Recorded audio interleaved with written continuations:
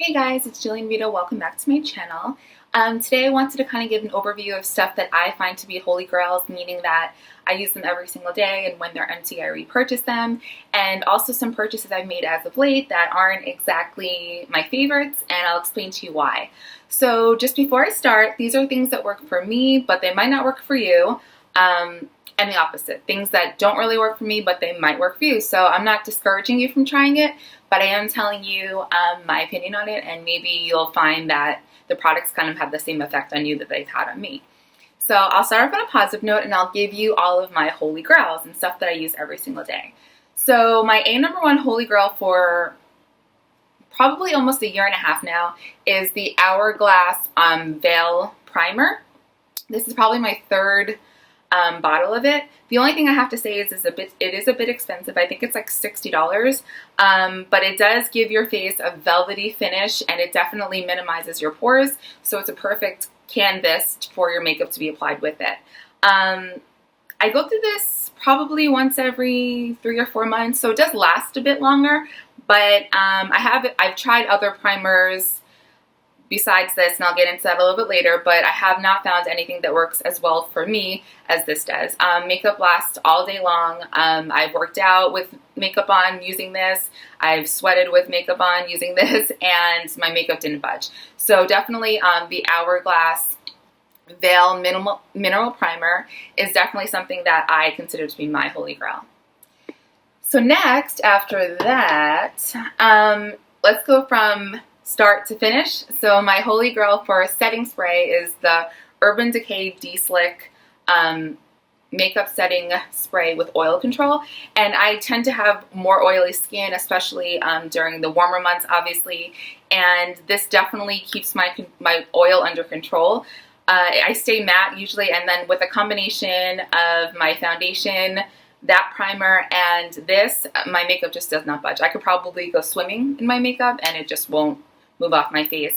And this is also really great throughout the day if you want to refresh your makeup. It definitely resets it and gives you more of like a dewy almost finish for a little bit, but then it mattifies out.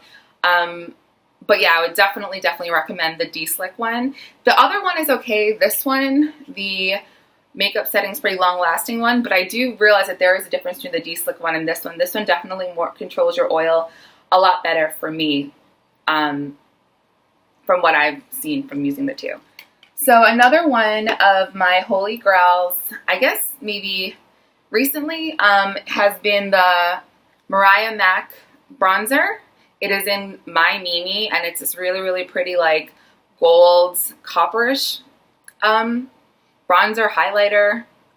It says extra dimension skin finish, but it's more, I use it kind of like a highlighter, I guess, a warm highlighter. I put bronzer on and I put contour on, and I kind of put it over that just to give like a depth to my highlight. So this, I say, is definitely something that is super pretty. You could use it on your lids too as an eyeshadow, and also dot it a little bit on your lips, and it makes a really pretty like sheen for your lips if you want to put just some gloss over it. So another thing I've actually found that I really like as of lately, and it's a dupe for one of my favorite high-end mascaras, has been this L'Oreal Voluminous Lash Paradise mascara. And the reason why I say it's a dupe for a higher end one is because I feel like it's a dupe for the YSL The Shock Mascara, and if you look at the brushes, they are pretty similar, and I'll show you what I mean. The other brushes are sort of have that same shape where it's like almost like an hourglass shape if you look at them, where they kind of come in the middle and they're wider on top and bottom. And I feel like this really helps you get the volume and the length. And I will say that the formula for the Shock one, the YSL The Shock, is a little bit thicker, and it kind of stays in place a little bit more, so you don't really have so much on your eye, like your eyelids or underneath your eye when you apply it. But the good thing about this Voluminous Lash Paradise mascara is that it really doesn't budge throughout the day, and it is waterproof, and it's actually kind of hard to get off.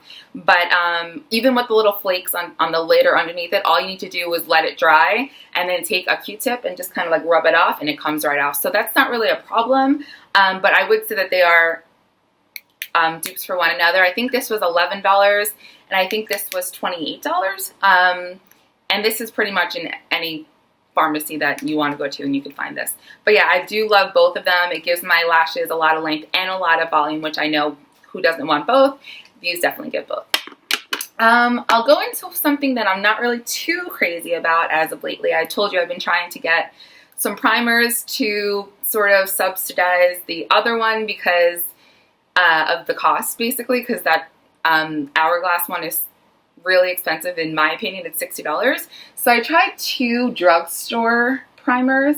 I tried the E.L.F. Poreless Face Primer, and I also tried this Stay Matte Rimmel London makeup primer. So I will say with this one, it almost feels like you're putting on a mask on your face, and then when you put makeup on top of it, and the makeup sets, even if you put powder and all that stuff on, as soon as you kind of like do anything to it, it almost like scratches right off, if that makes sense. So it's almost like you're kind of putting a barrier in between your skin and the makeup just isn't adhering.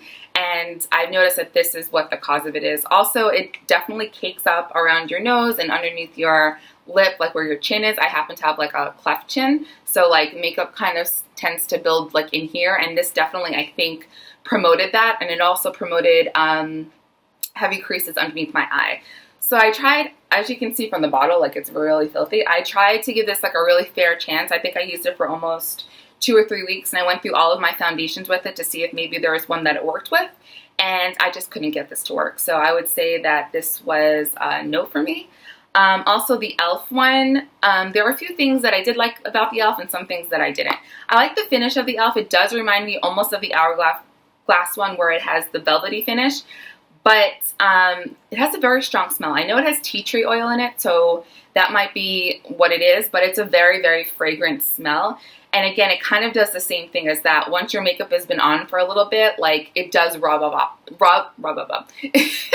It does rub off pretty easily. So I'm not too crazy about it. I don't think this is sweat proof, and I don't think this is really humidity proof. I live in LA, so there's really not a lot of humidity, but I used to live in New York and there's a ton of humidity there, and I don't think that this would have stood up to any kind of humidity. So this was kind of like a no for me, and I really did want this to work because it was way more affordable. I think this was like $3 or $4, but I just can't seem to get this to work for me either. So let me know if you guys think if you could figure out. I know they have a few other kinds of primers. There's like a mineral primer and an acne primer or something like that. If you found any of the other ones work for you, in this one, let me know and maybe I'll try those out. But this one, I just can't get to work.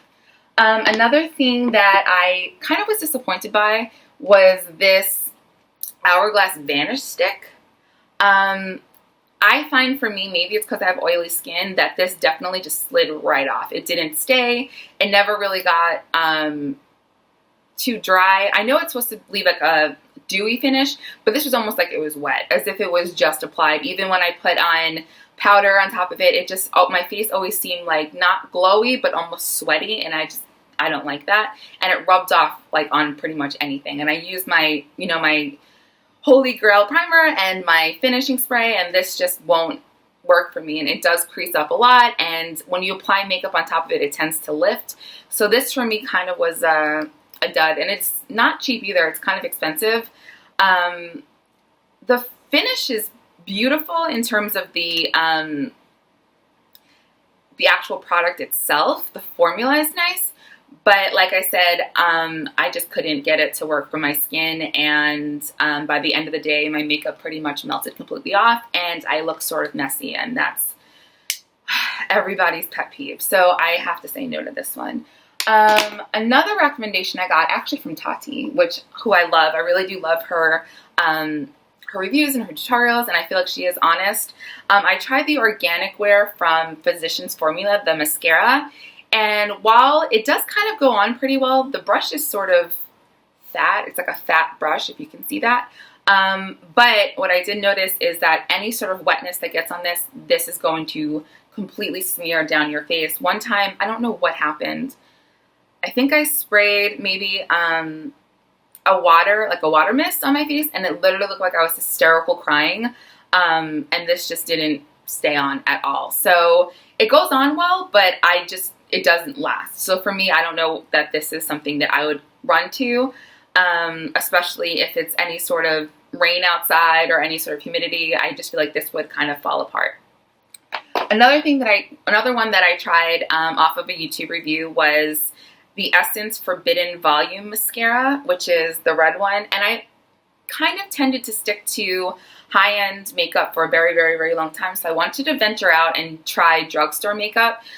One, to see if it would save me any kind of money, and two, to see if, because I know the formulas have really advanced since, you know, years ago when drugstore products were, you know, not exactly the most high quality. So I wanted to test them out and see and give them kind of like a fair chance to see if I can get any of them to work and maybe add to my, you know, my staples. And this was recommended on YouTube. It has kind of like an odd, I don't know if you can tell, it's sort of like a, it looks like kind of like 3 balls on it.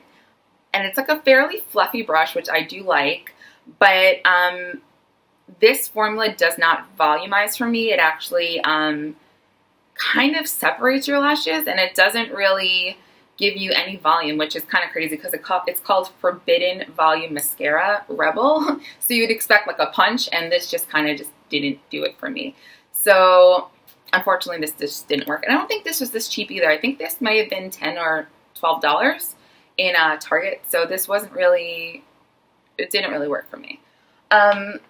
Something I will say is actually another one of, I'm kind of going back and forth, but it just whatever is on my table. Another holy grail for me, and this is actually really filthy. I should clean this before I'm doing this, but whatever, this is real. So this Dior Lash Primer, it just is white. It's a white lash primer you put on before your mascara. And what I do is I start up with the bottom lashes and I put on 2 coats. So I'll put 1 coat, 2 coats, 2 coats, and then do the top the same thing. And then I'll let it dry a little bit, and then I'll put on my mascara, and the difference is night and day. I'm not wearing this now, but when I do, my lashes do look almost fake. I have long lashes anyway and have dark lashes anyway, so I'm kind of like, I don't know if I'm a fair judge of this, but this definitely, I saw a difference when I applied mascara. No matter what mascara, I did see an improvement once I applied this first. So again, it's the Diorshow Maximizer 3D Triple Volume Pumping Lash Primer. So, and I think this is $28 or $26. But yeah, I really do love this one.